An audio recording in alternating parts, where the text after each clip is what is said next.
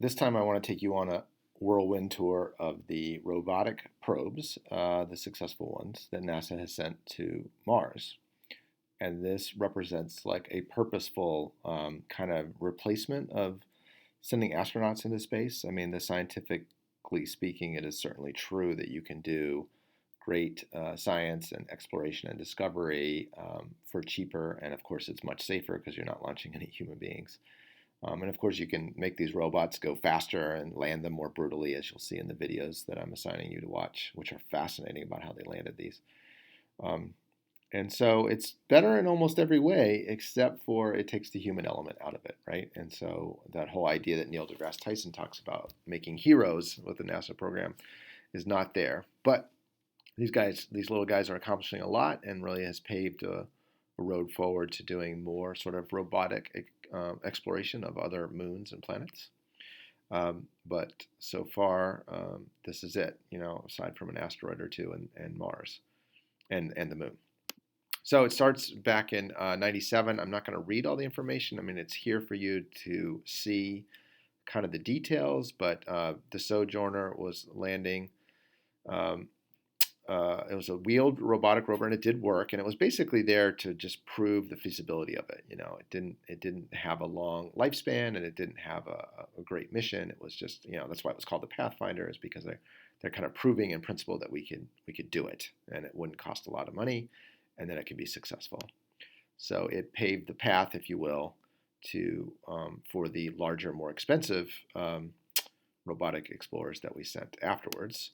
The kind of the most famous ones were the pair that we sent. There's just redundancy means that you could lose one and still have a successful mission. So Spirit and Opportunity were both launched around the same time and landed around the same time, and they both exceeded their expectations. Especially Opportunity, which lasted all the way into 2018, far exceeded its life expectancy of 90 days. When it landed in 2004, the Spirit, Spirit rover went all the way to 2010, and then the Opportunity went even 8 years beyond that. And the thing that gets them, of course, is the solar panels recharging the battery and the dust storms and the inability to sort of clean off those solar panels. And the dust also, of course, gets into their interior spots, and the motors, of course, have trouble sometimes navigating the terrain and all that kind of stuff. But these guys wandered all over the place and found a lot of great data and paved the way for the most sophisticated rover that we have sent that is still operating, amazingly, is the Curiosity rover, which has been operating continuously, more or less. There were a couple times where we thought we had almost lost it, but since 2012, it's been in operation. And they have plans for an even more sophisticated rover, which might launch as early as next year, I think was the original plan, but I don't exactly know what the timeline is for that next rover. But Curiosity actually has an entire analysis lab on board, and so they can do chromatography and all these other kind of things. It's a super sophisticated. It's not just looking around and beaming data back. It's actually doing chemical analysis and stuff like that. So you can see the three iterations of the robots. Here's the 97, the Pathfinder mission, and then the MER, Spirit Opportunity twin rovers, both look like this, and then the one that's still operational is this massive Curiosity rover.